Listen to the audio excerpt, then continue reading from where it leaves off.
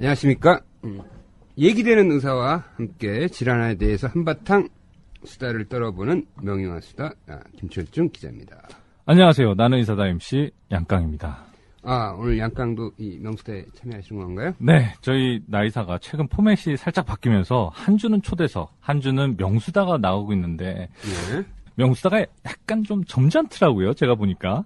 그래서 아주 자유로운 걸 좋아하다 보니까 좀 물고 뜯으려고 나왔습니다. 명수다 약간 점잖다기보다 지적이지.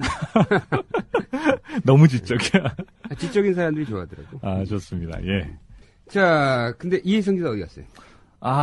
우리 사실은 방청객 전문 기자. 이혜성 기자가 취재가 있어가지고 오늘 녹음에는 잠시 빠졌습니다. 예. 하루 나왔다고 너무 챙기시네요. 오케이. 자, 지금 많이 하면 좋을 텐데, 저희끼리 한번 열심히 수다를 떨어보겠습니다. 네. 오늘의 게스트는 누군가요? 알겠습니다. 자, 지금 막 소개해 드리려고 했는데요. 오늘은 재활의학과에 대해서 얘기해 주실 분을 모셨습니다. 강남 세브란스병원 재활의학과 박윤길 교수이십니다. 안녕하세요. 안녕하세요. 네, 안녕하세요. 박윤길입니다. 자, 오늘은 박윤길 교수님과 만성질환자 또는 뇌졸중 환자들이 평소 하면 좋은 재활운동에 대해서 얘기를 해보겠습니다. 꼭 환자들뿐만 아니라 일반적으로 우리가 운동을 하거나 다쳤을 때 여러 가지 활용할 수 있는 재활적 치료나 무슨 해결책 이런 것들을 얘기를 해보겠는데요. 자, 박윤길 교수님을 먼저 소개해드려야겠죠? 제가 소개해도 될까요? 그러세요? 네. 박윤길 교수님, 현재 강남 세브란스병원 재활의학과 교수로 계시고요. 강남 세브란스병원 뇌혈관 센터에 근무하고 계십니다. 네, 입원해 있는 건 아니죠? 그건 아니시죠. 전문 분야가 뇌졸중, 뇌손상 재활, 근육골격 클리닉, 척추측만증, 전기진단의학. 이거 하나도 모르겠는데. 전문 분야가 이렇게 많다는 거는 다 모른다는 얘기. 그러게요. 보통 하나를 알거든. 근데. 대여섯 개는 그냥 두루두루 하는데 다 자세히 모른다. 이런 걸 수도 있어. 근데 이게 전문 분야가 이렇게 4개나 되는데, 4-5개가 되는데, 관심 분야가 따로 있어요. 신기한 게, 전기진단의학. 전문 분야하고 관심 분야 차이는 관심 분야는 보통 연예인 이런 건데. 그러니까요. 선생님이 잠깐 좀 설명을 해주시죠. 네, 제가 주로 보는 환자는 이번 환자 같으면은 뇌손상, 그러니까 뇌졸중 또는 외상성 뇌손상 이런 환자들입니다. 또 외래에는 통증 환자들이 오는데 이제 척추 질환 환자들이 많고요. 또 이런 환자들 진단하는 방법 중에 하나가 근전도라고 있습니다. 그게 정기적인 우리 몸에서 나타난 현상을 이용해서 진단을 하는 걸 정기진단의학 그렇게 얘기를 합니다. 그래서 두루두루인 것 같지만 사실은 몇 가지가 안 됩니다. 그렇군요. 다 연관되는 거네. 보니까.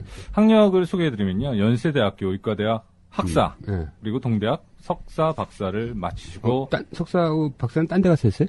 아니, 같은 동대학이요. 동대학이요. 동대학이요. 같을 동대학이요? 네, 같을 동자입니다. 동국대학이랑. 동대학이라길래. 그랬구나. 연세대학에서 동대학으로 옮긴 줄 알았지. 예. 그리고 현재는 연세대학교 재활의학과의 교수로 계시고 학회 활동도 열심히 하시네요. 대한재활의학회에서 활동을 하고 계시고 현재 대한재활의학회 홍보이사로 근무하고 계십니다. 그러시구나. 여기 보니까 캐나다 토론토 의과대학에서 연수 갔다 오셨네요. 2003년에서 4년? 네, 제가 1년 조금 넘게 있었습니다. 거기서 주로 뇌졸중 또 뇌손상 환자의 장애 평가 또 어떻게 또 기능이 호전되는지 그런 거에 대한 같이 거기 담당 저희 교수랑. 그러면은 이렇게 토론토 대학 갔다 오신 분들이 의외로 많아. 토론토 대학. 토로노 아니야? 토라노. 발음을 어떻게 하나요? 토라노. 토론토라고 우리나라 사람들하고 거기서는 아까 말씀하신 대로 그렇게 비슷하게 하고 오타와도 우리는 오타와라 그러는데 오라와라 그래서 어딘지 잘 모르고 갔던 적도 있습니다. 오케이. 나는 이게 재활의학과잖아요. 재활의학과보다는 진짜 이렇게 대박인 과를 하나 만들면 부활의학과를 하나 만들면 이거 대박이야. 부활의학과 하나 딱 만들면. 진짜 좋은데요? 가끔 그런 얘기를 듣습니다. 이렇게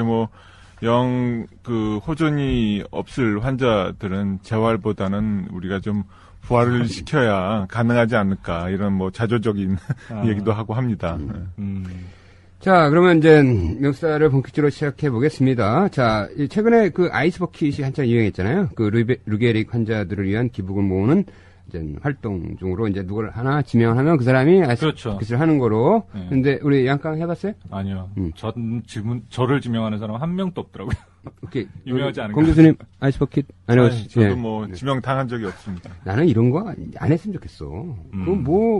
그 외국에서 유행했다고 우리나라까지 들어와가지고 촌스럽게 좀 따라하고 말이야. 그리고 뭐 그 도화지혈병이 루게릭밖에 없나? 엄청나게 다른 희귀질환 환자들도 많은데.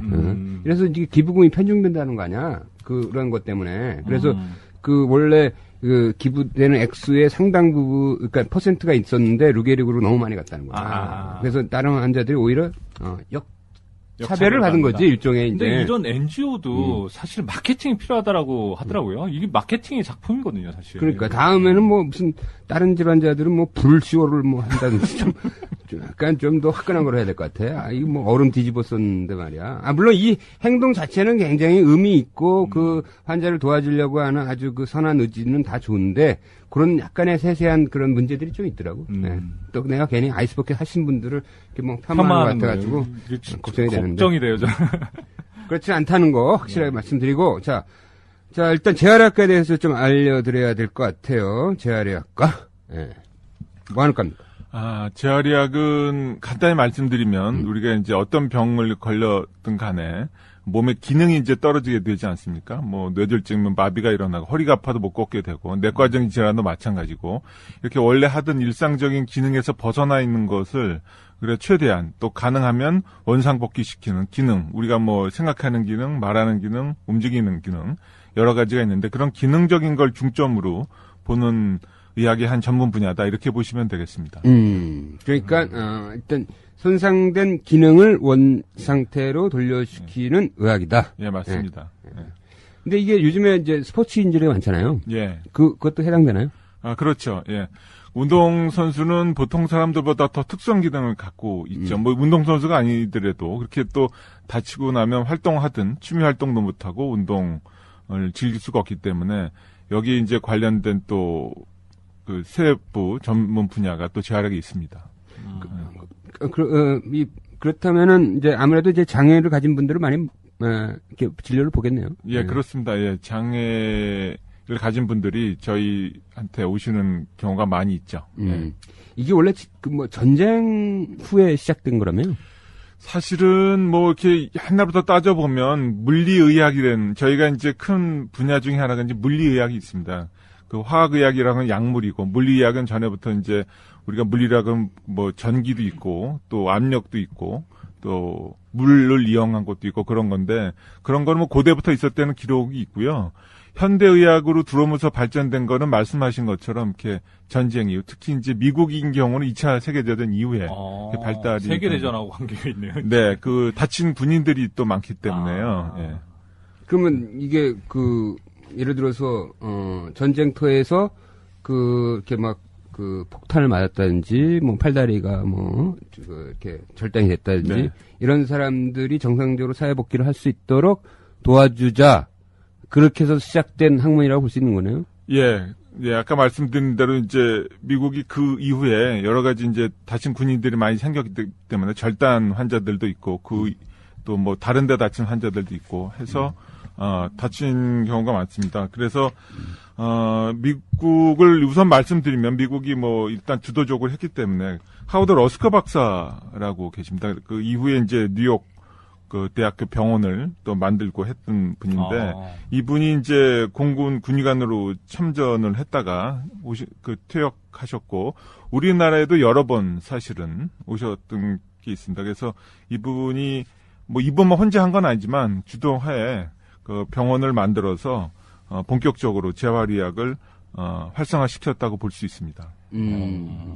이 사람이 이제 재활의학과의 아버지인가요? 창시자인가요? 이제 미국 역사를 보면 이제 여러 분들이 있는데 이분이 그 중에 한 분이고요. 유럽 같으면은 한번 제가 물어봤어요. 유럽에서 오신 분들한테 물어봤더니 거기는 또 내과 쪽으로 있는 옛날부터 이제 그 류마티스 관절 뭐 이런 데가 있어서 내과 쪽으로 발달이 돼서 뭐 온천 치료 이런 거가 또 유럽 학회에 가면 또 그런 얘기도 또 많이 합니다. 우리가 잘 못 들었던. 어쨌든 간에 미국은 이분이 뭐 창시하고 뭐 재활약의 아버지 이렇게 또 그 추앙을 받고 있는 분 중에 한 분입니다. 아, 그렇군요. 아버지가 여럿이네. 그러네요. 예. 어머니 누구야 도대체? 재활학과의 고모는 누구죠? 이분하고 뭐 인척 관계가 있겠죠. 막장으로 가는데 이거? 재활학과 삼촌은 누구야 또?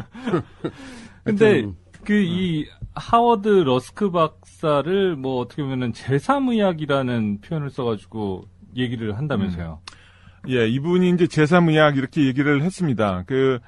제1의학이라고 하는 것은 우리가 보통, 그 예방의학, 막는데, 이런 것, 또 제2의학은 우리가 치료의학인데, 제3의 의학은 치료와 예방을 벗어나서, 우리가 이제 기능적으로 아까 말씀드렸듯 상실이 된 사람들을 원래 복귀시키는 그런 재활의학이다, 이렇게 하는데, 어떤 분들은 여기에 뭐 동의는 하지 않지만 좀 새로운 분야를 말하는 것으로 판단해 주시면 되겠습니다. 기존에 그 보통 의학들이 이렇게 병소 부위, 병이 난 거를 이렇게 보는 거에 비해서 저희는 이제 그거에 따른 결과를 치료하는 그런 의학 분야라고 보시면 됩니다. 그러니까 원상 회복 의학이야. 그러니까 부활 의학이네 진짜.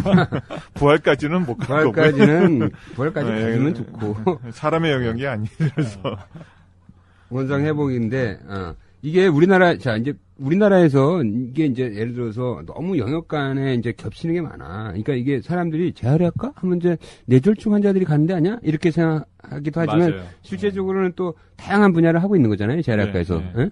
보통 일단 기본적으로는 뇌졸중이나 이런 그 뇌 손상을 받은 사람들이 제대로 걷지를 못하니까 걷는 거, 뭐 삼키지 못하니까 삼키는 거, 뭐 호흡이 자유롭지 못하니까 호흡을 잘하게 하는 거, 뭐 이런 식의 기능 회복이 핵심 기능인 거죠, 재활학과에. 예, 맞습니다. 예. 예, 그런 기능 회복을 목적으로 두면서 여러 가지 방법을 적용하는 거죠. 나 최근에 들었는데, 이게 뇌졸중이 오잖아? 예.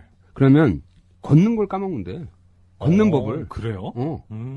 그래서 이렇게 걸으시라고 발을 올리고 왼팔을 올리고 교대를 하라고 가르쳐 준다는 거야. 신기하더라고. 맞아요? 예, 그럴 수도 있습니다. 이제 우리가 뇌라는 게 여러 가지 기능이 있는데 운동신경이 다치면 이제 마비가 올 수가 있고요. 운동신경이 다치지 않아서 마비가 없더라도 어떻게 하는지를 잊어버리는 실행증이라는 게 있습니다. 그러니까 옷 입는 방법이라든지 팔다리는 다 움직이는데 그런 걸 잊어버리는 경우도 있고 아주 다양한 그 증세가 나타나기. 왜 뇌졸중 환자들이 제일 걷기 운수하는 그 로봇 있잖아요. 그 뭐죠? 그 스위스제 뭐. 네, 그 상품명을 얘기해야 되는데. 아니, 뭐 상관없어요. 네, 뭐 그거 뭐 슈퍼가 사는 거 아니니까. 로커맨 뭐 여러 가지가 있어요. 국산에서 개발된 뭐 워커봇이라는 것도 있고 로봇들이 입는 로봇이죠. 근데 그게 이제 걷기 훈련 시키는 거잖아요. 네. 네? 그게 굉장히 비싸더라고요. 그 기기가. 그게 걷는데 이렇게 돈이 많이 든다니까. 그렇죠. 그 비급여야 또. 맞습니다. 그게 몇 억이고. 난 걸을 수 있다는 게 이렇게 행복한지 몰랐다니까. 돈 버는 거야. 그렇죠. 걷는 거가 인간의 가장 기본적인 활동 중에 하나이기 때문에 그게 안 된다고 하면은 뭐 상당히 불편한 일들이 많이 일어납니다. 사실. 그 로봇이 그러니까 제대로 지금 뇌 기능이 잃어버린 상태에서 제대로 가능한 효율적으로 걸을 수 있도록 자꾸 훈련을 시키는 거잖아요. 그죠? 그렇죠. 외부에서 도와주는 기구라고 보시면 되는 거죠. 그래서 이게 뇌를 다치면 걷는 것조차 자기가 잊어버릴 수가 있다는 게 나는 놀라움이었어.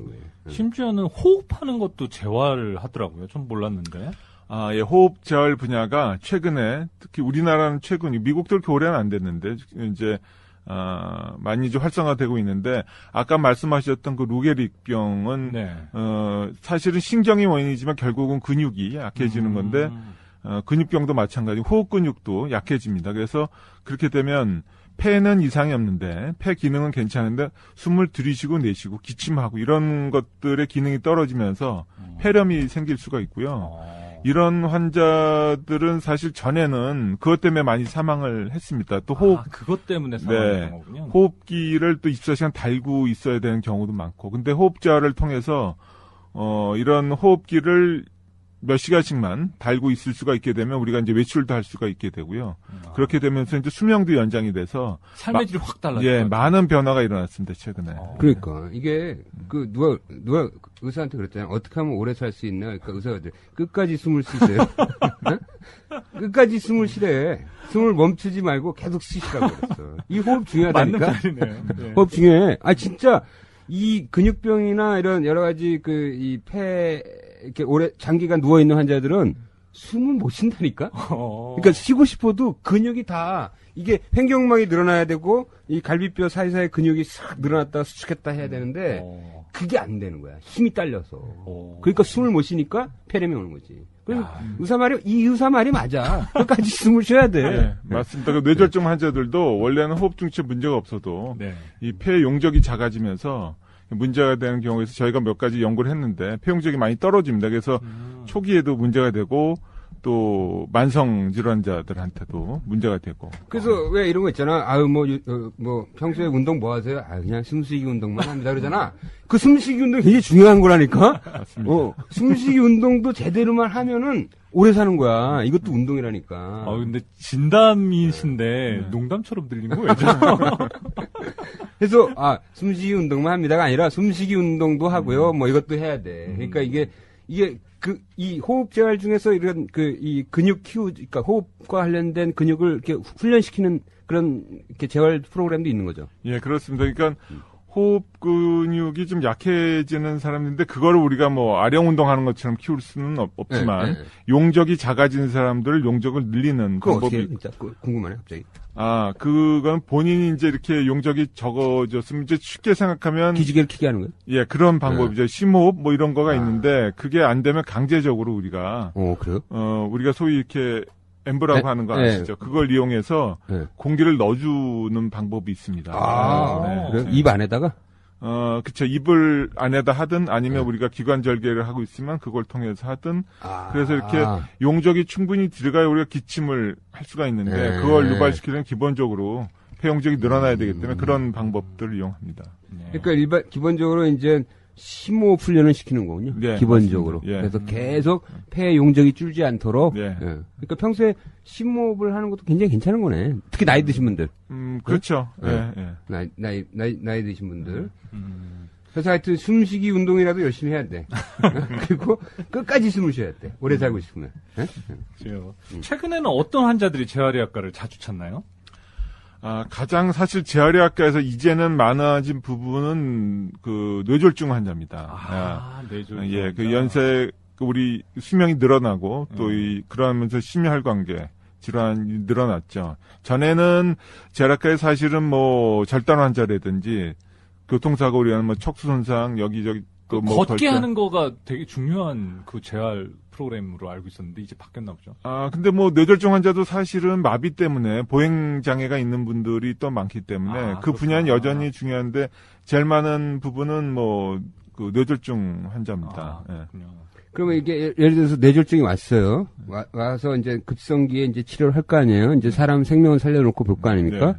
그래서 어느 정도 이제 안정기에 들어갔어요. 이제 이 뇌졸중 갖고 이제 상황할 것 같지 않다. 그러면 어느 시점부터 재활을 시작해야 돼?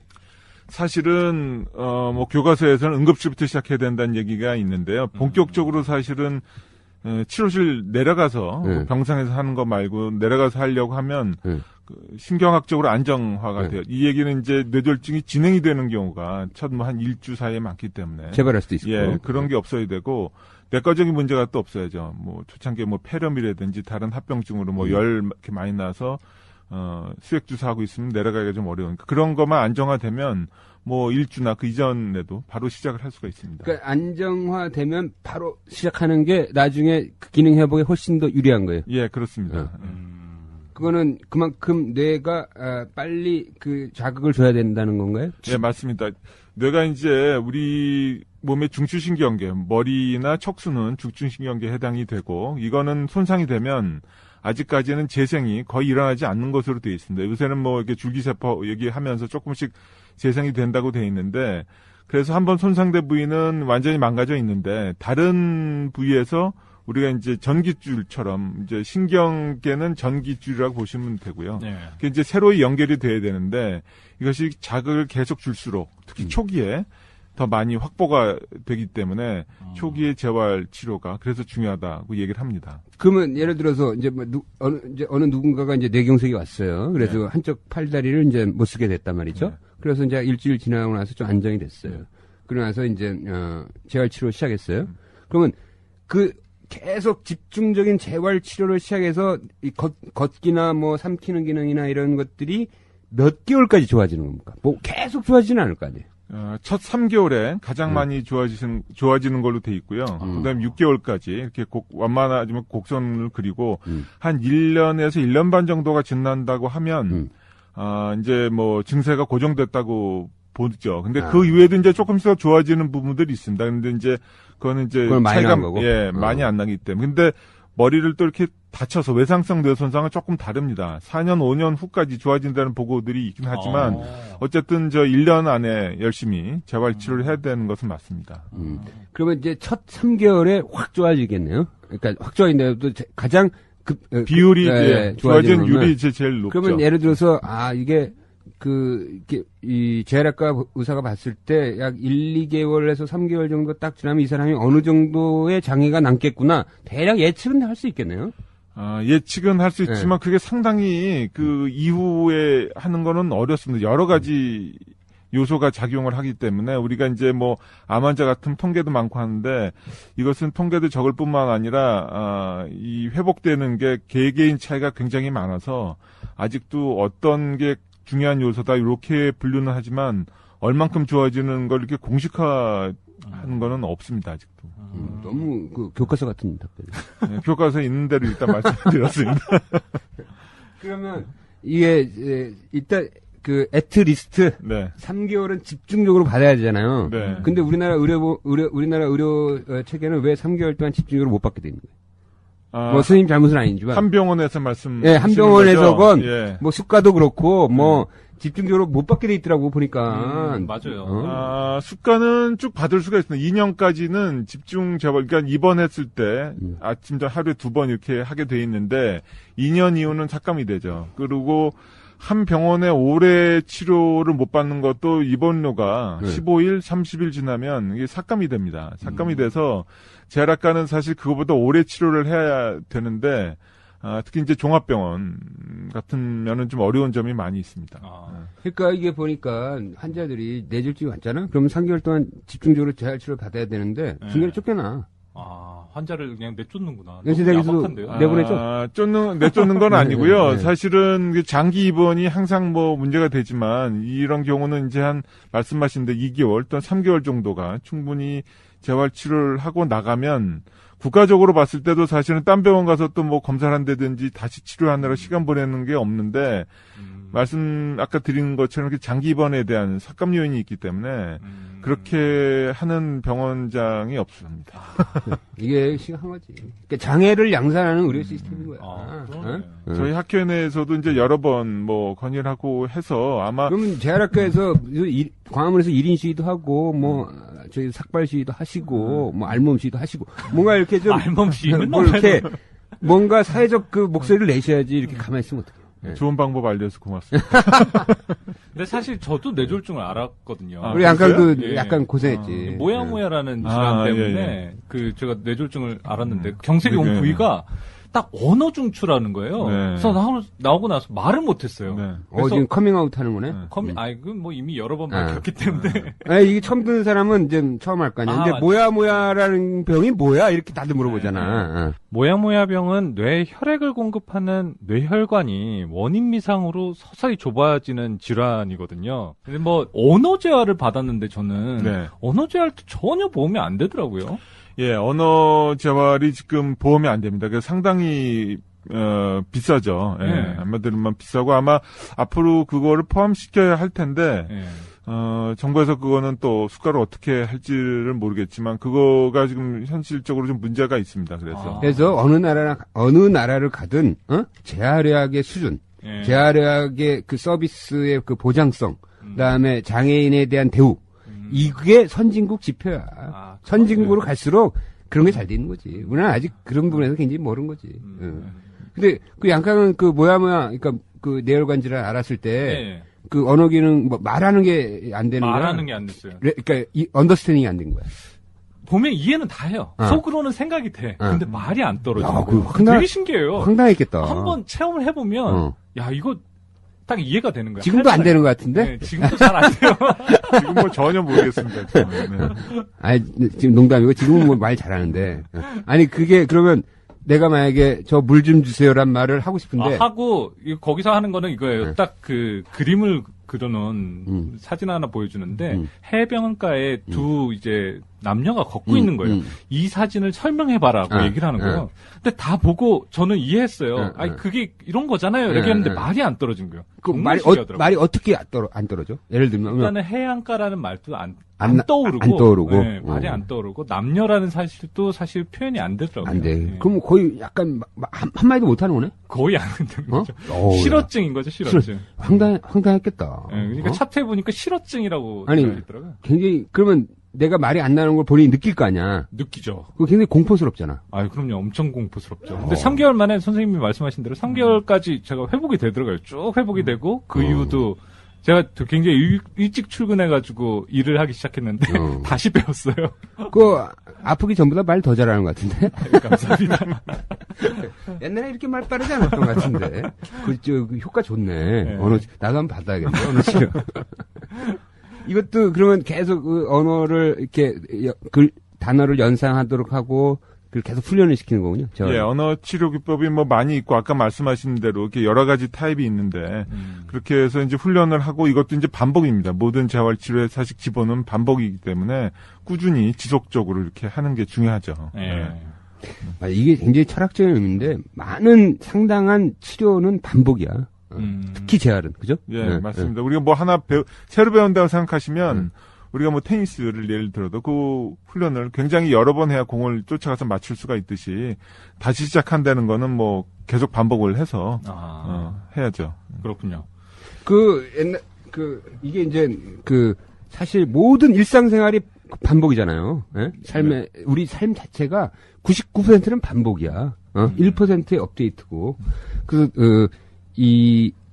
그러니까 일본 여행 비행기 회사 잘이 망했잖아. 망했다가 이제 구원투수로 뭐 되게 유명한 무슨 전문가를 이제 앉혔잖아. 무슨 회장을. 네. 그래가지고 이제 잘이 다시 살아난 거야. 그래서 당신이 이렇게 잘을 되살린 개헌 기법이 뭐냐 했더니 보통 어른들이 하는 얘기를 하루에 7,000번씩 나는 반복만 했다. 이거 해라 계속 세수 잘해라 뭐 예를 들면 세수 잘해라 뭐 길 조심해라 자기가 한 일은 다 그거래 반복. 그래서 이게 우리가 병에 걸렸을 때 회복되는 것도 이게 지금 우리 굉장히 중요한 말씀을 하신 거야. 반복인 거야 반복. 인간의 삶은 반복이야. 죄송합니다. 예, 재활의학과가 어떻게 보면은 극한의 어떻게 보면 환자들을 몰아세운다라는 얘기도 종종 들었거든요. 한 번만 더 해라라는 거예요. 이게 예를 들면 걷기 훈련하는데 한 걸음만 더 걸으세요라고 굉장히 윽박을 지르더라고요. 그게 네. 사실인가요? 그게 이제 본인 의지가 좀 없는 분들이 있고 또 인지 기능이 떨어진 분들은 옆에서 이제 이렇게 쉽게 말하면 코치를 해야지 되는 경우가 있어서 그런 경우는 이제 저희가 태능 선수촌에서 코치가 옆에서 하듯이 이제 하죠. 그래서 이제 운동은 약간 좀 힘들 때까지 해야 그 기능이라든지 여러 가지 호전이 있기 때문에 뭐 그렇게 하는데 뭐 윽박지른다기보다는 열심히 하시려는 뜻으로 하는 겁니다. 그렇지 이제 그냥 일상적 답습에 가까운 반복은 전혀 회복 기능에 도움을 안 주는 거죠. 이거 했으면 그 다음에 조금 더 나은 운동으로 가야지. 조금 더 이렇게 막 이 관절 범위를 넓힐 수 있는 것으로 가야 되기 때문에 어쩔 수 없는 것 같아. 그건 누군가가 자꾸 몰아세우지 않으면 굉장히 아프잖아요. 그게 새롭게 막 뇌졸중에서 막 이 걷는 훈련하는 거 있잖아요. 왜? 네. 그게 굉장히 힘들다고 하더라고요. 그렇죠. 그것도 그렇고 말씀하신 대로 관절이 굳었을 때 피는 것도 약간의 통증이 있는 범위까지 가야지 거기서 또 머무르고 몇 초 다시 돌아와야지 됩니다. 그래서 뭐 영어 속담 중에 no pain no gain이라는 것도 있는데 사실 페인이라는 게 통증도 있지만 노력이라는 뜻도 있기 때문에 뭐 노력 없이는 뭐 얻는 게 없다고 봐야죠. 네. 그렇죠. 이게 보통 우리가 헬스클럽에서 자기가 혼자 아무리 운동해도 열심히 한다고 해도 사실 자기 의지로 뭔가 한다는 건 한계가 있잖아요. 근데 이제 거기서 이제 PT 코치가 와가지고 뭐 좀 더 하라고 그러고 뭐 10번 더 하라고 막 이러면서 그냥 그 고통을 이겨내면서 하다 보면 근육이 늘어나고 뭐 이런 거니까 아마 이것도 마찬가지인데 내가 이게 궁금한 거는 예를 들어서 그런 1대1 재활치료, 그러니까 사람 물리치료사가 직접 1대1로 하는 재활치료를 자기가 좀 더 많이 받고 싶은 사람도 있을 거 아니에요. 예. 근데 그 우리나라 건강보험에서 그걸 다 인정해 주냐 이거죠.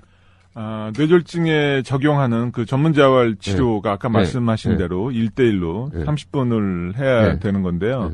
그 입원 환자인 경우는 이제 하루에 2번이 되고 외래 환자인 경우 하루에 1번까지 되는데 덜을 할 수가 없죠. 그 전문 용어로 그 임의 비급여라고 하는데 이제 보험이 되는 거를 비급여, 그러니까 보험이 안 되는 걸로 청구를 하면 이거는 뭐 과태료를 받습니다. 내가 환자야. 그러면 나는 진짜 나는 2번을 받아야겠다. 난 좀 더 빨리 이렇게 열심히 하고 싶다. 그걸 안 해주 내가 내 돈 내고 하겠다는데도 이제 못 해주는 거죠. 그렇죠. 외래로 다니게 되면 못 해드리는 거죠. 그러니까 이게 말이 안 되는 거지. 환자가 선택할 수 있게 해줘야지. 그럼요. 근데 만약에 그 한 번 받을 거를 2번 받으면 좀 더 이 3개월 이내에는 효과가 있는 거 아니에요? 네. 초기에는 집중재활 치료라고 말씀하신 대로 필요하고요. 그래서 이제 입원 치료를 하게 되는 거죠. 그래서 이게 우리나라가 아직까지 그런 부분에서 굉장히 건강보험 제도가 허술해. 그래서 그 축구 선수들 얘기들을 보면은 이제 축구 선수들이 옛날에 수술은 최근 들어서 이제 한국에서 많이 하는데 옛날엔 다 뭐 독일이나 미국 가서 했잖아. 근데 재활은 한국에서 안 하는 경우가 많아. 아직까지도. 왜 그러냐면 물어보니까 독일 같은 데 가면 거의 하루 종일 붙어서 1대1로 해준대. 그리고 자기가 돈 내면 되니까. 물리치료사가 자기가 원하는 만큼 해준다는 거야. 축구 선수는 빨리 회복돼서 빨리 재기를 찾아서 돈을 벌어야 되는 거 아니야. 근데 우리나라는 건강보험법상 그거 안 된다는 거야. 그러니까 답답해 죽겠다는 거지. 그런 경우도 있지 않나요? 특히 운동선수들은. 네, 그래서 이제 좀 문제가 되는 경우가 많이 있습니다. 네. 그러니까 이런 거 좀 얘기를 해주셔야지. 우린 전혀 몰랐는데. 아니 좀 알몸시 한다잖아. 기다려봐. 자, 이런 뇌졸중 환자들이 이제 메인 이제 환자들이 되고 최근 들어서는 이렇게 근육통, 요통, 오십견 이런 근골격계 질환으로 재활의학과를 찾는 분들이 많죠. 네, 그런 그 환자들도 많은 부분을 차지하고 있습니다. 저희가 이제 그 재활 치료 중에 한 파트가 말씀드렸듯이 물리치료 영역이기 때문에 그렇습니다. 그러니까 이게 이렇게 많은 환자들이 이제 헷갈릴 것 같아. 이게 만약에 요통이 있다. 그럼 이게 정형외과 가기도 하고 어떤 환자는 신경외과, 어떤 환자는 재활외과 하고 어떤 환자는 마취통증학과 하잖아. 그러니까요. 헷갈려요, 진짜. 의사 입장에서도 어디다가 컨설팅을 해야 되나 고민스러워. 그래서 각각의 우리가 장단점을 잠깐 우리 분석해 보자. 사실 저희 그 강남 세브란스 병원에는 척추 그 전문 병원이 있습니다. 거기에 지금 말씀하신 뇌개과에다가 영상의학과 같이 저희 일을 같이 하는데 그래서 저희가 이제 정기적으로 모여서 이제 환자 직내 토론도 하고 사례 또 하면서 이제 다른 또 직담회도 하는데 살짝 병원 홍보하시네. 네.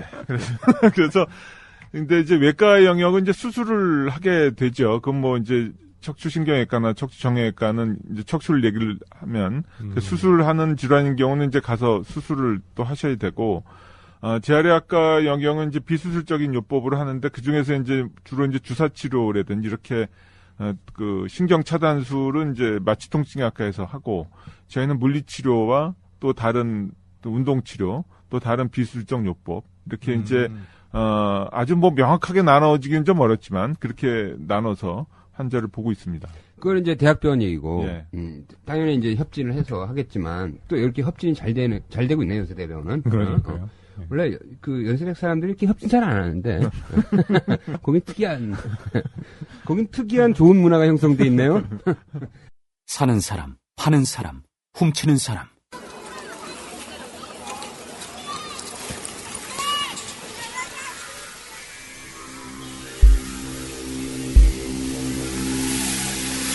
레드마켓, 인체를 팝니다. 장기와 뼈, 살아있는 사람을 사고 파는 섬뜩한 지하세계. 삶과 죽음이 냉정하게 현금으로 거래되는 시장. 전 세계 장기 브로커, 뼈도둑, 혈액농장, 아동납치범 추적에 관한 이야기. 레드마켓, 인체를 팝니다. 서점에 있습니다. 근데 이제 우리 보통 많은 환자들이 이제 일반 클리닉으로 가잖아요. 네. 솔직히 얘기해서 한번 장단점을 한번 우리가 한번 얘기해 봅시다. 우리 재활학과 쌤이니까 뭐 정형외과도 보고 신경외과도 다 보고 마취 통증약도 다 이제 두루두루 이렇게 진료하는 거 다 보고 이랬을 거 아니에요. 네. 그러니까 장단점, 이런 경우에는 정형외과로 가시는 게 유리할 것 같다. 이런 경우에는 신경외과로 가는 게 유리하다. 이런 경우는 마취과로 가는 게 유리하다. 복잡하면 무조건 재활학과 가라. 뭐 이런 거. 허리 아픈 환자를 네. 예를 들어서 오케이. 네. 말씀드린 사실은 국내 최초야 이런 얘기. 근데 사실은 개원가 그러니까 그쵸 동네 병원인 경우는 치료하는 게 이제 비슷해졌습니다. 사실은 여러 가지로 비슷해졌고요. 그 의사가 어떤 데 관심냐에 따라서 많이 다르죠. 근데 아무래도 이제 그 배경에는 전공의 때 이렇게 수련받은 그런 게 이제 중요한 역할을 하기 때문에 그 외과 쪽 정형외과나 신경외과는 이제 수술적인 그 요법으로 해결을 하려고 하는데 제가 이제 재활학과니까 전혀 수술을 할 줄 모르고 그 수술 안 하는 방향으로 사실 쭉 했는데 척추 통증은 사실 수술이 필요한 경우가 한 10에서 15% 정도입니다. 그러니까 그렇게 많지가 않고요. 가만히 두면은 좋아지는 경우가 또 대부분이고, 그래서 급하게 서두를 필요가 없는데, 많은 경우는 또 이제 수술을, 우리나라 사람들이 또 빨리 낫는 걸 좋아하기도 해서 수술을 하죠. 그래서, 그게 이제 문제점도 있고, 뭐, 빨리 수술해 좋아지는 점도 있고요. 그리고, 하나는 이제 주사치료, 신경차다술 같은 경우도 이제 빨리 해결을 할 수가 있는데, 사실 근본적인 문제는 이 사람의 이제 생활 습관이라든지 이런 것들이 많이 좌우를 자세 합니다. 같은 거 오래 앉아서 그렇죠. 나쁜 자세를 잇대든지 할 수 없이 또 그렇게 해야 되는 사람들도 있고, 그래서 그런 경우 이 해결 안 되면 계속 반복이 되기 때문에 허리를 예를 들면 그 척추 주변 근육 강화 훈련이라든지 스트레칭 운동이라든지 이런 거를 꾸준히 해주지 않으면 계속 이제 반복이 되는 거죠. 그렇죠. 예. 이게 일종의 이제 요통도 생활습관병이니까 잘못된 자세에서 기인해가지고 그것이 이제 인대가 좀 늘어나고 그러다 보니까 디스크도 좀 그 사이로 삐집고 나오고 이런 일종의 생활습관병. 그게 해결되지 않으면 근본적으로 그게 해결되지 않으면 척추병은 낫지 않는 거지. 물론 수술해서 일시적으로 좋아질 수는 있으나 그래서 내가 생각하기에는 뭔가 수술을 만에 하나 수술을 요하는 이렇게 약간 중증도가 있거나 정말 명백히 특정 요인이 보인다. 이 척추 통증을 일으킨 이런 경우에는 정형외과나 신경외과 쪽을 한 번은 꼭 가는 게 좋을 것 같고 그렇지 않고 뭐 보존적 치료를 하거나 물리치료로 이렇게 기능 회복을 해야 될 상황이라면 재활학과에서 하는 것이 이 사람 재활학과 의사들이 여기에 훨씬 더 이렇게 오리엔트된 의사들이기 때문에 난 낫지 않을까. 뭐 이렇게 생각해요. 네. 저도 말씀에 동의합니다. 그런데 이 허리 아픈 사람들한테 특별히 집에서 뭐 할 수 있는 재활훈련법 이런 것들이 있나요? 예, 저희가 환자들한테 알려드리는 게 아까 말씀드린 그런 나쁜 자세를 피하고 집에서 할 수 있는 운동들 이런 걸 알려드리는 게 뭐 병원에 왔을 때도 알려드리는 요통학교라는 프로그램이 있습니다. 저희 병원 같은 2주에 한 번씩 하는 거. 책자도 알려드리고 하고 병원에 오시면 이제 물리치료 플러스 또 저희는 그 운동하는 방법을 알려드립니다. 그리고 특히 뭐 주부들이 아프다고 오면 뭐 예를 들면은 바닥 그 걸레질 할 때는 이렇게 봉 걸레로 하고 쪼그리고 앉아서 하지 마십시오. 이런 거 말씀을 드리죠. 그런 거를 약간 좀 이렇게 부엌이라든지 거실처럼 이렇게 인테리어를 해놓고 실제로 한 번씩 다 이렇게 일상생활에 하도록 이렇게 훈련을 시키고 이런 시뮬레이션 프로그램이 있었으면 좋겠어. 그냥 강의식이 아니라. 요통학교에서 그렇게 하겠다라는 거 아니죠? 요통학교는 사실 그걸 갖다 하긴 없고요. 저희 이제 재활치료실에는 강의? 일상생활 동작 훈련실이라고는 따로 있습니다. 그건 요통 환자를 위해서 한 건 아니고 아까 말씀드린 그 뇌졸중 환자를 위해서 실제로 어떻게 하는지 지방 부조처럼 만들어 놓고 하는 거는 있습니다. 그렇구나. 그러면은 뇌졸중을 앓고 있는 환자 같은 경우에는 뭐 집에서 그 재활훈련을 하는 방법도 있나요? 그렇습니다. 운동, 걷고 뭐 이런 게 잘 안 되시는 분들은 그런 운동을 집에서 시간 맞춰서 하시는 거고, 일상생활 훈련 자체가 뇌졸중 치료에 포함이 되어 있습니다. 그래서 저희가 가능하시면 조금 힘드신 상태라도 빨리 집으로 복귀하는 걸 갖다 이제 권고 드리는데. 집에 가는 게 오히려 퇴원을 도움이 집으로. 된다는 거죠. 그런데 이제 여러 가지 여건상 이제 갈 수가 없는 경우가 많기 때문에 그런 경우 이제 입원 치료를 좀 더 하게 되시는 거죠. 그래서 이제 외국에 이제 좋은 병원을 가보면은 이렇게 완전히 집을 전화. 그래요? 집을 전화서 환자들이 거기서 이렇게 이제 앞으로 뭐 무슨 전자레인지를 쓸 때는 요렇게 움직이게 트레이닝 시키고, 잠자리를 깔 때는 뭐 침대로 갈 때는 이렇게 움직이게 하시고, 그걸 다 훈련시켜서 그 다음에 집을 딱 보내주는데, 우리나라는 이게 없다니까. 이 중간이 없어. 병원하고 집 중간이. 근데 이제 좋은 재활병원들은 그 중간을 만들어서 완전히 충분히 훈련시켜서 집으로 보내는 거죠. 복귀를 위한 준비 과정이 필요하다. 이 당연히. 말씀이시죠. 네, 맞습니다. 야. 사실 아까 초반에 말씀드렸던 그 뉴욕 대학병원은 제가 이제 잠깐 가서 본 적이 있었는데, 거기에는 퇴원하기 한 2, 3일 전에 말씀하신 것처럼 그런 방을 만들어 놨어요. 집하고 뭐 똑같진 않지만 대부분 다 그런 구조가 그렇겠죠. 비슷하니까. 예. 그래서 거기서 생활하면서 어떤 게 잘 안 되는지 최종 점검을 하고 나가게 되는데, 우리나라에서는 이제 그거가 어렵죠. 이게 뭐 모든 게 다 뭐 돈 얘기를 해서 죄송하지만 그런 게 수가가 다 연결이 되는 건데, 그렇게 할 수가 없어서 저 같은 경우는 이제 집에 갈 상태가 되는 분들은 일요일이나 이럴 때 치료가 없으니까 집에 가셔서 잠깐 갔다 오시든 하루를 주무시고 오시든 괜찮으니까 가셔서 뭐가 잘 안 되는지 좀 알고 좀 돌아오십시오. 그래서 저한테 얘기 좀 해주십시오. 이렇게 합니다. 그런 방법이 그거는 그래도 나름 좀 성의 있는 방법이에요. 서울대 이상묵 교수라고 왜 미국 가서 교통사고나 이제 사지마비 됐잖아. 그 양반이 나중에 자기가 어떻게 이렇게 서울대 교수로 복직할 수 있었냐 하는 여러 가지 이제 아이러니야. 우리나라 의료 시스템이랑 이제 비교해서 하신 말씀인데, 미국은 입원료가 너무 비싸다는 거야. 그래서 자기는 살았대. 그 무슨 말이죠, 그게? 입원료가 너무 비싸니까 어떻게든 빨리 집으로 보내야 된다는 거야. 환자들 보험회사 입장이건 환자들 입장에서는. 그러니까 입원료가 엄청나게 비싸니까 빨리 집으로 보내야 되니까 계속 막 훈련을 시킨다. 집으로 가는 훈련을. 그러니까 그 와중에 이제 자기가 집에 가서 어떻게 살아갈지 이런 걸 막 배운다는 거지. 그런데 우리나라는 입원료가 싸잖아, 상대적으로. 병원에 그러니까 급한 게 없는 거야. 우리나라 누워 있으면 되거든. 그러니까 그런 복귀 훈련이 늦어지고 막 치열하지도 않은 거지. 그게 아주 넌센스지 뭐 어떻게 보면. 동의하세요? 네, 맞습니다. 그 환자 의식이 제일 중요한데, 집에 가고 싶은 욕구가 없으면 사실은 쉽게 말하면 좀 계속 늘어지게 되는 경우가 많아서요. 물론 이제 의식 상태가 안 좋은 분은 할 수가 없지만, 상당히 말씀하신 게 아이러니하면서도 중요한 요소입니다. 그렇지. 그리고 이상묵 교수가 두 번째 얘기를 한 거야. 자기가 이제 서울대 병원에 입원을 했는데, 미국의 재활병원에 입원했을 때는 다 척추 환자래. 섹터가. 그리고 저쪽 가면은 다 절단 환자들. 이렇게 다 이렇게 그룹별로 모아 있어가지고 그 손상 부위에 맞게 아주 집중적으로 이제 훈련을 하고 또 환자들끼리 서로 치어업하고 이런 분위기인데, 여기는 우리나라 재활의학과 병동은 여기 척추 환자 있고, 저쪽에 옆에는 뇌졸중 환자 있고, 이렇게 척추 다친 사람이 있고, 저쪽에 뭐 50kg 환자 있고, 이런 식이라는 거지. 그래서 그런 게 아쉽다, 이런 얘기를 하더라고요. 아쉬운 부분은 뭐 많이 있습니다. 뭐, 당연히 하긴 어렵죠. 알무시해야 한다니까? 네, 박 교수님 조만간 벗으시겠네요. 광화문에서 뵙겠습니다. 네, 같이 뵙죠.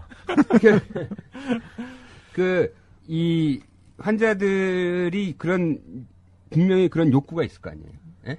그러니까 또 두려움이 있을 거 아니에요. 그러니까 그걸 분명히 원할 거라고. 그런 훈련을 받기를. 근데 그게 아쉬운 거지. 병원에서는 수가도 안 나오고 자선 사업 할 수는 없으니까 뭐 그런 것들이 아쉬운데, 이제 점점 조금씩 만들어 가야죠. 네, 조금씩 낮을 겁니다. 네. 그런 건 어때요? 그런 건. 제가 어디 싱가포르 병원을 갔는데, 너무나 뇌졸중, 후유증 환자건 장애인들이건 너무나 이 장애인들이 쓸 수 있는 장비들이 막 쫙 병원에 전시가 돼 있어. 그래서 자기한테 필요한 것들을 이렇게 막 그걸 갖고 훈련을 할 수가 있는 거야. 예를 들어서 선생님께서. 어떤 사람들은 예를 들어서 칼질을 못해. 이 손 무슨 기능성으로 예? 예, 뇌졸중 후유증으로 그러면 이 주먹을 움켜쥐고 칼질을 할 수 있는 난 모양의 칼들이 있어. 그래서 그걸로 이렇게 훈련을 하더라고요. 네. 배로 희한한 거 많더라고. 그런 보조 기구들이 요즘에 많이 개발됐다고 하더라도 우리나라에서는 아직은 뭐 사실 시장성이 안 좋아서 그런지 국산은 그렇게 많지가 않고요. 일본에서 많이 개발된 게 있습니다. 일본은 노인 인구가 워낙에 많기 때문에 이제 연세가 드시면 아무래도 이제 여러 가지 기능이 떨어지고 해서 근데 우리나라는 그걸 수입해야 되기 때문에 들어오면 상당히 비싸집니다. 그래서 이제 그게 이제 보급이 안 되는 것. 인터넷 구하면 안 되나? 인터넷으로도 할 수가 있는데 그게 또 쉽지가 않더라고요. 저희도 저 병원 앞에 사실은 큰 매장이 하나 있었습니다. 그 일본에서 이렇게 들어와서 한 몇 년 하다가 없어졌습니다. 장사 안 되죠? 네. 시장성이 약하구나. 네, 그래서 이제 기본적으로 병원 앞에 하기에는 시장성이 약해. 휠체어라든지 뭐 이런 것들은 이제 국산이 많이 활성화가 돼 있는데 나머지 아주 세세한 것들은 아직은 좀 멀리 있습니다. 그래서 내가 옛날에 칼럼 한번 썼는데 이게 이제 이 장애인에 대한 그 기구나 장애인을 위한 시설, 장애인을 위한 기구 이게 다 나중에 보니까 나중에 일반 사람들이 다 쓰고 있다는 거야. 그게 이제 유니버셜 디자인 개념인데 예를 들면은 휠체어가 들어가려면 자동문이 있어야 되잖아. 문이 싹 열려야 되잖아. 그거 나중에 보니까 다 공항 터미널 이런 데서 다 그걸 쓰고 있다는 거지. 맨 처음에 장애인으로 장애인을 위해서 시작한 시설 기구들이 나중에 보니까 다 일반인이 쓰기 편합니다. 맞아요. 그 환경에 따라서 자기가 언제든지 그 장애인이 될 수가 있습니다. 아까 실어증 얘기를 하셨는데 미국 같으면 이제 제가 갔을 때 토론토 대학도 그렇고 실어증 있는 환자가 오면 이렇게 목에 매달고 오는 게 있어요. 그러면 이제 기본적인 문구가 한 20-30개짜리가 이렇게 있어요. 단추 누르면 전 누굽니다. 안녕하십니까. 이렇게 되는데, 가서 보니까 이걸 제가 써야 되겠더라고요. 말을 저도 못하는데 저거 쓰면, 굉장히 편할 것 같아요. 그래서, 저기 같이 있는. 야, 이거 말 된다. 저 영어로 나오니까. 저거 나 좀 있었으면 좋겠는데, 어디서 파는지 좀 알아다. 야, 이거 말 돼. 번역기 대신에 이렇게 사용하는 그렇죠. 거네요. 뭐 기본 문구입니다. 아주 그냥 딱 기본 문구이기 때문에. 그래, 이게 시각장애인들을 위해서 오디오북을 만들었잖아. 맞아요. 근데 이게 오디오북을 그 비즈니스맨들이 차에서 듣는다잖아. 원래 그런 식으로. 그러니까 뭐 지금 이렇게 저상버스 있잖아. 응? 그렇죠. 저상버스 이제 휠체어 이렇게 탈 수 있게끔 돼 있는. 한 거잖아. 네. 그 저상버스의 제일 큰 혜택은 노인들이 보고 있다는 거지. 그러네. 왜냐면 그게 올라가면서 낙상하고 막 이럴 수 있는데 노인들이 다 보고 있다는 거고. 그리고 전동 칫솔도 사실은 전동 칫솔도 이제 장애인들이 사용하라고 만든 건데 우리 아들이 사실은 전동 칫솔 혜택을 제일 많이 보고 있죠. 지금은 스마트폰이지만 스마트폰 이전에는 이렇게 약간 촉감으로 돌기가 있잖아. 번호를 누를 때. 그게 다 장애인을 위해서 그런 거래. 돌기를 만든 이유가? 그래서 시각장애인들은 요것만 느껴도 몇 번이지 알 수 있게. 1, 2, 3, 4, 5, 7, 8, 9. 근데 그걸 만들어 놓고 나서 일반인들이 아예 핸드폰을 안 보고 쓴다는 거야. 그래서 우리 안 보고 막 문자 보내잖아. 옛날에. 막 문자 보냈잖아. 이거 다 장애인, 우리가 혜택을 보고 있는 거라니까 내가 말하는 메시지는, 비장애인들이 장애인의 혜택을 보고 있는 거야. 역설적으로. 그러네요. 그러니까 장애인에 대한 투자를 해야 돼. 우리 사회가. 공감합니다. 비분관계야.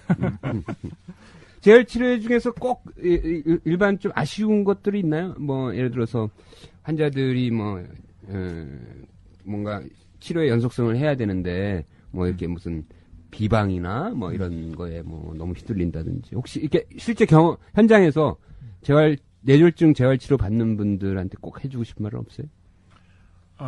네, 초기에 요새는 별로 안 그러시지만, 근데 재활치료랑은 아니지만, 이렇게, 무왕청심환을 의식 없는 사람한테 주고 이런 건 요새는 별로 없는 것 같습니다. 없는 것 같고요.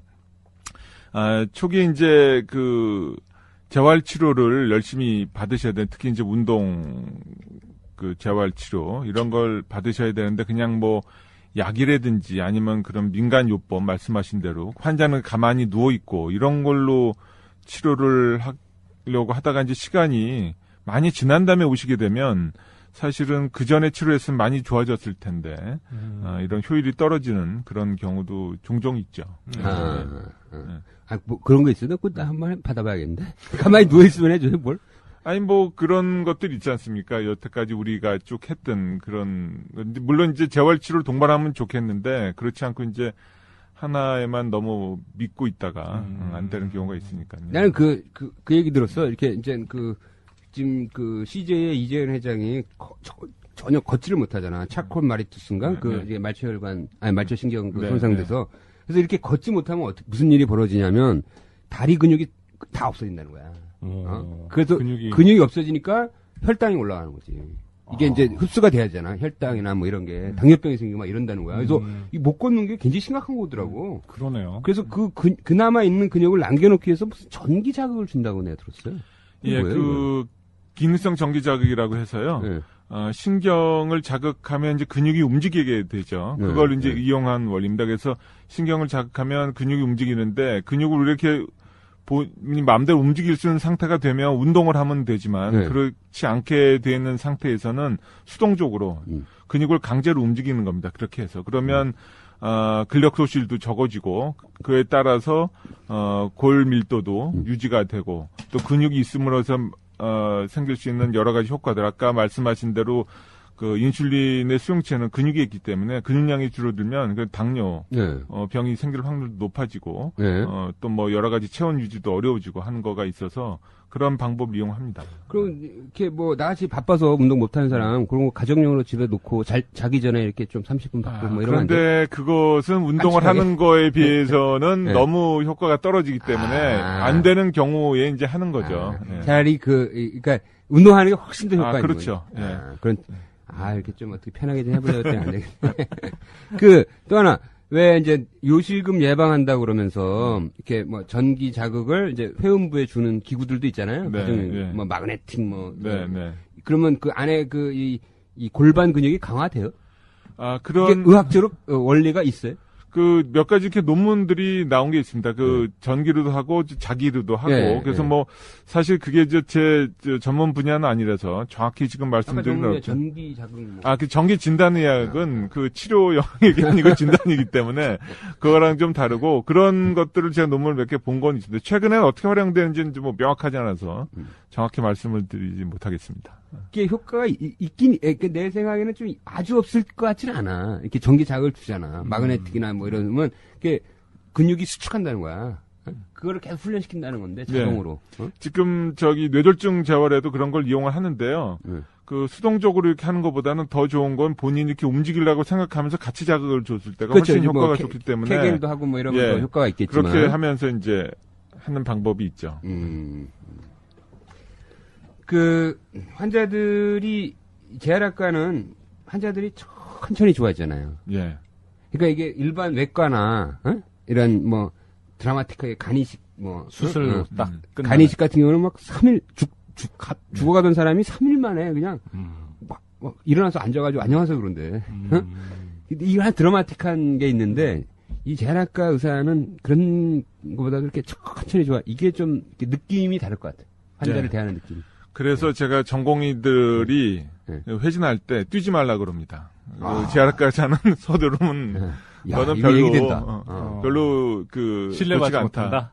신뢰보다는 이게 안 맞는 거지. 예, 재활학과는 말씀하신 대로 길게 봐야 되기 때문에 이렇게 쭉 늘려서 보면 한 1년, 2년 보면은 좋아집니다. 좋아지는데 외과 환자들처럼 단시간 내에 좋아지는 거는 사실 많지가 않기 때문에 성격도 좀 달라야 되고, 이게, 전공이 훈련하면서도 그런데 이렇게 적응을 하고 관점이 좀 바뀌어야 되기 때문에, 근데 의학 교육이 사실은 그렇지는 않거든요. 재활의학이 이렇게 집중적으로 교육이 되지 않기 때문에, 전공의 때는 그런 개념이라도 있는 걸 좀 바꿔야 될 필요가 있어서 물론 급할 땐 뛰어야 되는데 맨날 이렇게 뛰어다니다 보면 놓치는 것도 많고 또 답답해할 수도 있고 그러기 때문에.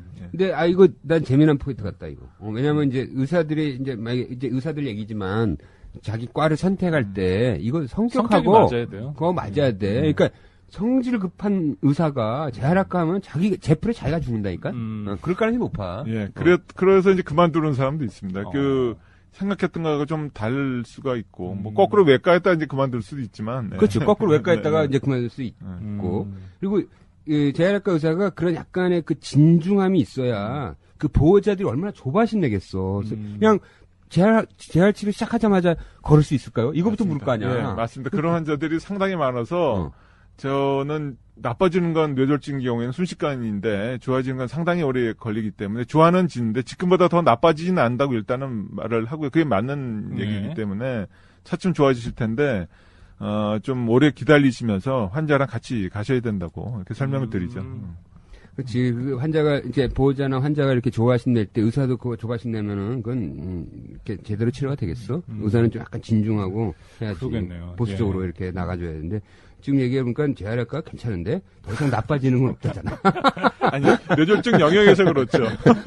더 이상 나빠지는 거 없대. 이건 뭐. 진짜. 재활학과 그런 면에서는 좋습니다. 몇 가지 괜찮아요. 이제 병들이 나빠지는 경우가 있는데. 아니, 다른 동뭐 안 봐. 네, 막 저도 나빠지고 이러잖아. 그거에 비하면 네. 우리는 좋아지는 걸 얘기해 줄 수가 있기 때문에 참 괜찮다는 생각을. 일단 바닥에서 시작하잖아, 여기는. 내려가는 경우는 없다잖아. 누가 성장 클리닉이 그렇대. 키가 줄었다고 항의하는 경우는 없대. 막 와서. 말이 되네요. 네. 여기 치료받고 키 줄었다고 항의하는 경우는 없대. 애는 크니까. 이것도 재활학과도 약간 그런데, 더 이상 나빠지. 이제 앞으로 좋아질 일만 남은 거네. 네. 야, 이거 괜찮다, 이거. 의사로서 이제 할 만한 직업인데. 예. 또 이렇게 뇌졸중 환자들이 흔히 이렇게, 놓치는 것들이 있나요? 이렇게 되게 중간에, 그러니까 포기하는 경우도 많죠. 그런 경우도 꽤 있습니다. 그게 뭐 여건이 사실 안 돼서 그런 경우도 있고요. 뭐 이제 안 좋아질 것 같아서 포기하는데 급성기 때도 말씀드린 것처럼 중요하지만 만성기 그러니까는 그 상태가 더 좋아지지 않더라도 그런 운동은 계속해야 관절이 굳는다든지 또 근력이 감도돼서 하던 일을 못 하게 된다든지 이런 걸 방지할 수가 있습니다.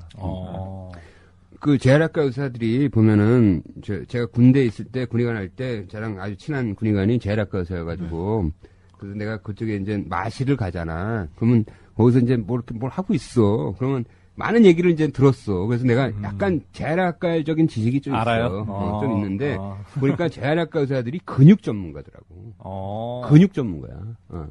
그렇죠. 최종 운동을 일으키는 건 근육이기 때문에 뭐 저도 물론 관심이 있지만 운동, 움직임 이런 거가 근육에서 나오니까 그런 쪽에 관심이 있는 사람들이 그 모션 전문가야. 이 근육과 모션 전문가. 그래서 어떤 운동 하시나요? 숨쉬기 운동 하시죠. 기본적으로 이제 숨쉬기 운동을 하고 시작하고 저도 뭐 매일 운동을 하려고 하는데 뭐 밖에는 못 나갈 경우가 많아서 집안에서 이제 뭐 달리기를 한다든지 뭐 수영을 할 수 있으면 하고 뭐 주말에 자전거를 타면 자전거를 타고 수영장 있나 봐. 근처에 있습니다. 근데 그 재활학과 의사들이 꼭 강조하는 게 스트레칭이야, 스트레칭. 맞아요. 이게 스트레칭 왜 중요한 거죠? 스트레칭은 우리 몸이 이제 유연성을 유지하는 건데요. 운동의 효과를 배가시키면서도 부상 방지에도 또 탁월한 효과가 있습니다. 그래서 그 유명한 운동 선수들은 유연성이 좋습니다. 야구로 따지면 선동열 선수가 그 선수 시절에는 굉장히 고무줄처럼 탈착성이 좋았고 얼마 전에 아마 스포츠 기사에도 나왔죠. 박병호 선수 홈런 타자. 이분도 뭐 다리 쫙 벌어집니다. 그래서 그 강한 힘을 내기 위해서는 유연성이 좋아야 되고 일상생활을 무리 없이 수행하기 위해서도 유연성이 좋아야 됩니다. 50견 뭐 무릎 굽고 발목 굽고 이런 게 다 유연성이 떨어져서 생기는 거고 허리 아픈 것도 사실은 그 주변 근육 특히 이제 골반, 다리 근육이 유연성이 떨어져서 많이 생기기 때문에 유연성 회복 운동이 상당히 중요합니다. 우리 박 교수님이 좀 전에 이제 철학적인 메시지를 하신 거야. 이 강한 힘을 내려면 유연해야 돼. 류현진도 그럼 유연성이 굉장히 좋은가요? 딱 보면 유연하잖아, 걔. 이름에서부터 유연한. 그러니까, 이 강함은 부드러움에서 나오는 거라니까, 뭐든지. 금연하고 뇌졸중도 밀접하잖아요. 물론입니다. 그, 뇌졸중의 위험 요소 중에 중요한 게 이제 고혈압, 당뇨, 담배 피는 것, 고지혈증, 비만, 이런 것들이 있습니다. 그래서, 고령. 그래서 우리가 말씀하신 고령은 우리가 바꿀 수 없는 문제가 그렇겠죠. 있고요. 고혈압이나 당뇨는 이제 약을 드셔서 조절할 수가 있는데, 담배 피는 건 이제 끊어야 되죠. 근데 끊는다고 바로 효과가 있는 게 아니고요. 끊고 나서 이것도 5년이나 천천히. 5년을 지나야지 효과가 있기 때문에 그 지금 사실 피는 분들은 끊으셔야지 5년 동안은 맘조르고 살다 그다음부터 이제 좀 좋아지시는 거니까. 근데 뇌졸중 있는 사람도 담배를 못 끊는 경우가 있어요? 아, 있죠. 담배는 많아요? 습관이기 때문에 이번 했을 때는 안 피신다고 하는데 나가시면 또 슬금슬금 피시다가 그렇구나. 뭐 폐암 환자도 피는데. 뭐. 얼마나 이게 무서운 거야. 그러니까 애시당초부터 학생들한테 이 접촉을 못하게 해야 돼. 지금 담배가 확 올려가지고 청소년 금연 확 떨어뜨려야 된다는 거야. 그러니까 맨 처음에 이게 한번 중독이 되면은 워낙 이 중독성이 심하기 때문에 그 끊는 과정이 너무 힘든 거거든. 그러니까 아예 노출을 못 시키게 해야 되는 거지. 그러려면 어떻게 돼? 가격 올리는 거 가격 올려야 되는 거야. 청소년 흡연 떨어뜨리는 거는 가격 올리는 게 최고라는 거야. 그래서 지금 우리나라는 이 담배 가격이 너무 싸. 말이 안 되는 거야, 이거. 전 세계적으로 미개국이라니까. $10 넘는데 많잖아요, 사실. 노르웨이, 뉴욕 다 $17 막 이래. 17,000원이야. 담배가 하나에. 담배를 맛없게 하는 건 어떨까요? 저는 그냥 담배 폈을 때 아주 맛없게. 그거는 이제 수입을 하는. 그거는 담배 회사들의 영업행위를 방해하는 거기 때문에 공정거래에 걸릴 수가 있어요. 근데 가격은 이제 국가가 정할 수가 있으니까, 그거는 이제, 그런 식으로 이제 해결을 해야 되는 거지. 내가 갑자기 쓸데없는 얘기 하는 건데, 스트레칭으로 다시 얘기를 하면은, 이게 맞아요. 제가 이렇게 스트레칭을 할 때, 이렇게, 예를 들어서 이제 쭉 피잖아요. 팔을 쭉 펴서, 그래서 그 정지된 상태로 약 15초 정도 하는 거잖아요. 근데 많은 사람들이, 이렇게 막 쭉 핀 상태에서 반발력을 주면서 이렇게 반동을 준다는 거야. 그러면 그건 스트레칭 효과가 없어진대. 그게 맞아요? 진짜요? 스트레칭 방법 중에 예전에는 그런 반동을 주는 거를 이용을 했었는데요. 그게 사실은 조직 손상을 줄 수가 있습니다. 예를 들면 하나, 둘, 셋 확 올리고 몸통도 앞으로 하나 더 확 구부리고 하는 거가. 그러니까 예를 들어서 이제 우리 허리 밑으로 이렇게 해가지고 스트레칭 하잖아요. 그걸 정지한 상태로 해야지. 이렇게 반동을 주면 안 된다는 거지. 그래서 요즘에는 기본적으로 천천히 부드럽게 해야 되고 약간의 불편감이 있을 때까지 가서 거기서 15초 정도 머무르고 다시 또 천천히 돌아오는 게 가장 안전하고 효과적이다. 이렇게 돼 있습니다. 근데 이 스트레칭을 안 하고 운동하는 경우에는 부상이 있을 수 있다고 말씀하셨잖아요. 네. 근데 저도 그냥 상식적으로는 그렇다라고 알고는 있었는데 이게 어떤 원리로 생기는 건가요?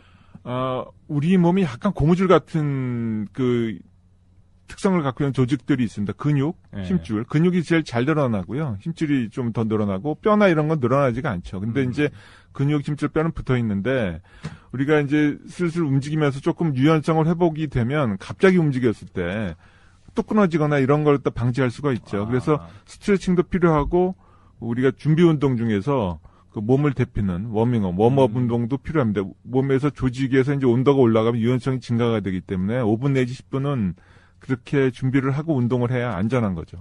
그렇구나. 그렇지. 뭔가 이렇게 관절의 운동 범위를 넓혀놔야, 넓혀놔고 근육이 이제 일단 한번 쭉 늘려놓고 이렇게 탄력 있게 이제 하는 것도 중요하고 그렇게 스트레칭 했을 때 이 균형감, 그러니까 그걸 영어로 하면 프로프리옵션. 그게 좀 늘어난다고 내가 들었어. 예, 그 균형감. 그런 감각 기관들이 힘줄에 많이 있기 때문에 그렇게 좀 활성화시켜 놓고 준비를 해야지 다칠 위험성이 그러니까 그러면 안 넘어지게 되는 거지. 똑같은 상황에서라도 이게 이제 균형 감각이 올라가 있으니까 안 넘어진다는 거지. 이거 저는 몰랐어요. 너무 궁금했어요. 그러면 예를 들어 이게 나이 들수록 이제 근육량이 좀 많아지고 계속 유지를 해야 되잖아요. 그러면 예를 들어서 우리 아버님이 87세신데 우리 아버님 같은 경우를 점점 이렇게 안 움직이시니까 걱정이 되더라고. 그럼 만약에 웨이트 트레이닝을 시키면 근육이 늘어나요? 80 그 상태에서도? 그렇죠. 80대가 되면 20대 근육의 반쯤 됩니다. 근육량이 전체 몸으로 봤을 때. 그래서 우리가 요즘에는 이제 그런 골다공증, 골밀도 저하만큼 근육량이 저하된 게 최근 의학계의 화두인데 연세 드신 분들이 많이 늘어나면서 그렇고 고령자들도 운동을 하면 근육량이 늘어납니다. 그래서 외국 연구 결과긴 한데 90세 된 노인들을 대상으로 근육 운동을 한 그런 결과가 있습니다. 그랬더니 어떻게 신기하다. 그랬더니 안 늘어날 것 같은데 근육량이 한 174% 정도. 거의 2배 가까이 되는 거예요?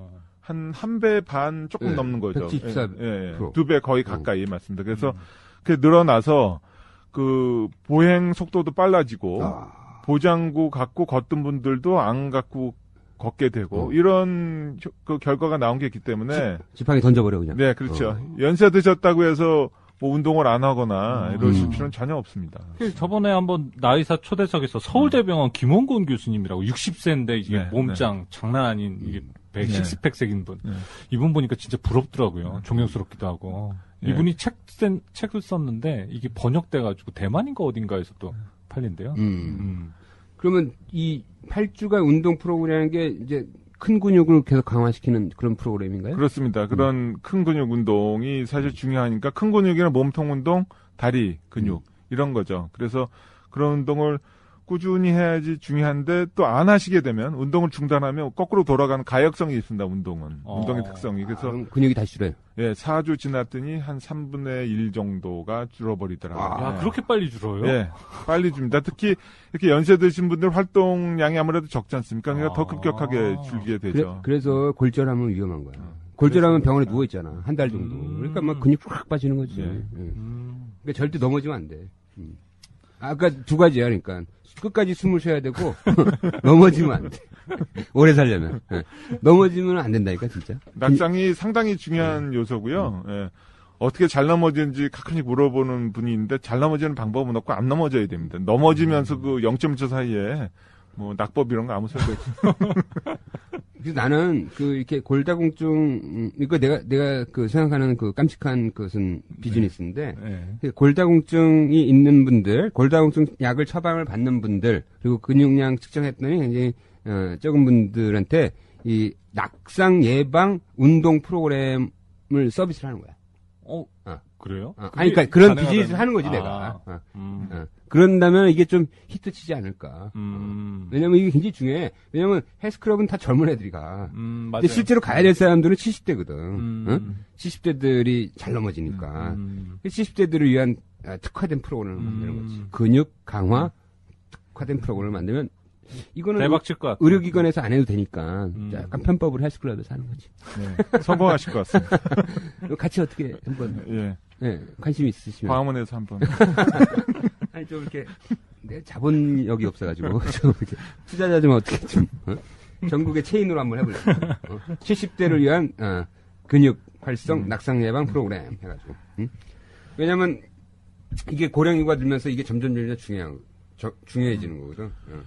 근육 강화. 이제 화두야, 화두. 네, 연세 드신 분들이 요즘에는 운동에 대해서 많이 물어보세요. 전에 한 10년, 한 6, 7년만 해도 이렇게 하셔야 했으면 잘 안 들으셨는데, 요새는 오히려 환자분들이 운동을 어떻게 하면 좋습니까? 그것 때문에 오신 분들이 꽤 있습니다. 이게 고령사회에서 이게 굉장히 큰 이슈라니까. 어떻게 끝까지 잘 걸을 수가 있는지. 주로 어떤 운동을 시키나요? 스쿼트 시키나요? 주로? 그렇죠. 앉았다 일어났다. 네, 미니 스쿼트라고 해서 이제 그냥 바로 하시기는 어렵기 때문에 의자를 잡고 아니면 등을 벽에 기대고 한 3분의 1쯤 앉았다 일어났다 하는 운동이 사실은 제일 기본 하체 강화 운동이고요. 뭐 이제 걷고 이런 거, 실내 자전거 이런 것들도 뭐 동반해서 같이 하셔야죠. 자, 이제 슬슬 정리할 때가 된 것 같은데, 자, 이게 어떻게 보면은 이제 그 장애를 다룬 학문이 재활의학과잖아요. 네? 근데 이 우리 사회가 전체가 장애화되고 있는 거야. 즉 고령화라는 거는 다 자기의 원래 갖고 있던 기능을 하나씩 잃어가는 거잖아요. 이젠 앞으로는 재활의학과 세상이라니까. 재활의학과 의사를 신세를 져야 돼. 왜? 누구나 다 장애를 갖는 사회가 된 고령사가 됐으니까. 그래서 이런 분야에서 좀 한 말씀 해주시죠. 네. 재활학과 당을 하나 만들어. 재활당? 재활당을 하나 만들어. 예, 사실은 재활이라는 것은 이제 다시 활성화시킨다는 그런 뜻이 있습니다. 그래서 10년 전만 해도 뭐 사실 의사 중에서도 재활학과 뭐 하는지를 모르는 사람들 많은데 아직도 그렇지만 많이 이제는 알려졌고요. 사실 재활의학과가 이제 머리부터 발끝까지 이렇게 다 필요한 과거 또 분야가 너무 많기 때문에 좀 힘든 점도 있지만 말씀하신 것처럼 고령화가 되면서는 여러 가지 기능들이 떨어져서 기능을 활성화시키는 이런 의학 분야가 필요한데 거기에 이제 재활의학과가 도움이 됐으면 좋겠습니다. 선생님 이렇게 보니까 요새는 뭐 심장 재활도 있어요? 네, 심폐재활, 심장 재활이 있습니다. 그래서 그 협심증이라든지 심장 기능이 떨어진 환자들을 대상으로 하는 그건 거고요. 어떻게? 그거는 사실은 심장은 자율신경계이기 때문에 네. 우리가 마음대로 하는 할 게 수 없잖아요. 아니고요. 가장 기본적인 설레게 거는 하나? 가장 기본적인 거는 운동입니다. 운동. 네. 이게 심장 재활을 해서 심장 기능이 좋아지는 거는 20%고 네. 팔다리 근육이 활성화되면서 이 혈액순환이라든지 이런 기능이 좋아지는 게 80%이기 때문에 이거의 기본은 그럼 체계화된 근육 운동이에요. 운동이잖아. 이걸 왜 심장 재활로 하는 이유가 심장에 문제가 생기면 이 사람들이 활동을 못 하죠. 옛날에는 그냥 누워만 있었습니다. 근데 이제 그렇게 되면 합병증 여러 가지 생기고. 심장병 환자를 위한 재활이구나. 그렇죠. 심장병 환자를 위한 재활입니다. 네. 이 사람이 심장병이 있으니까 좀만 걸어도 숨차고 뭐 이러니까 이 사람들한테 좀 특화된 운동 프로그램을 예. 만들어서 훈련을 시키는 거군요. 맞습니다. 이것도 굉장히 중요하다. 그러니까 이게 자기가 경제적인 여유만 있다면 재활적인 그런 치료 기법이나 운동 기법들을 적극적으로 활용해야 돼. 맞아요. 예. 성재활 같은 것도 있다며요? 예, 성재활 분야가 있습니다. 특히 이제 척수손상 환자들인 경우는 여러 가지 이제 성기능이 떨어지기 때문에 남자의 경우. 예, 주로 남자가 되겠죠. 그렇지만 이제 뭐 여자도 임신을 해야 되고 하는 문제가 있고 맞아요. 주로 이제 남자는 이제 뭐 발기부전이라든지 이런 것 때문에 그러니까 생각하죠, 척수를 다쳤으면은 발기가 안 되는 거야? 그럼요. 그래? 여기 참 비밀과 의사니까. 그냥 마음대로 자기 정상 기능이 안 되는 그러니까 게 성욕은 맞지 있지만 않습니까? 발기는 안 되는 그렇죠. 거야. 네. 괴롭겠다. 그래서 여러 가지 뭐 요새 약도 있고 뭐 전기 자극기도 쓰고 뭐 제가 주로 하진 않지만 그런 분야가 특화된 분야가 있습니다. 그러면 이렇게 발기가 이루어지도록 전기 자극도 주고 뭐 이런 훈련을 시키는 거예요? 그렇죠. 그런 것도 하고 또 사정이 안 될 경우는 그런 그 기구를 이용해서 또 네. 해서 인공 수정을 해서 또 아기도 갖고 이렇게 되죠. 그 당사자들은 굉장히 시리어스한 문제인데 이거. 굉장히 중요합니다. 삶의 어떤 굉장히 그럼요. 네. 굉장히 유명한 가수 중에 한 명이 지금 척추 손상을 입었는데 이제 얼마 전에 출산을 했잖아요. 했는데 인공수정해가지고. 인공수정해가지고. 근데 어쨌든 그분도 이런 도움을 받았지 않았을까라고 추측을. 네, 그럴 수가 있죠. 그래서 뭐 환자마다 다 다르기 때문에 뭐 어떤 방법이 좋다 이런 건 아니지만 여러 가지 방법 중에 이렇게 선택을 하고 또 환경을 조성해주고 이런 거가 삶의 질을 높이는데 중요한 요소라고 봅니다. 나도 재활 좀 배워야 되겠어 이제. 성재활 좀 해야 되는 그러니까 성재활을 좀 배워봐야 될 것 같아요. 노인들을 위한 성재활. 이거 될 것 같은데. 본인 때문에 배워야 되는 건. 나는 우리 사회가 이렇게 65세 넘어가신 분들한테 헬스클럽 쿠폰을 왜 무슨 서비스라고 그러지? 이게 공공의료에서 바우처. 바우처. 네. 바우처 서비스를 나는 헬스클럽을 끊어주는 게 나는 좋을 것 같아. 그게 우리나라 의료비를 엄청나게 줄이는 일이야. 그래서 그거를 일주일에 3번 안 가면 그 바우처 회수. 그리고 가서 1시간 동안 안 있으면 회수. 그러면 아마 의료비 절반 줄걸. 왜냐면 그게 이게 굉장히 중요한 어떤 화두잖아요, 이제. 네, 의학에서, 현대의학에서.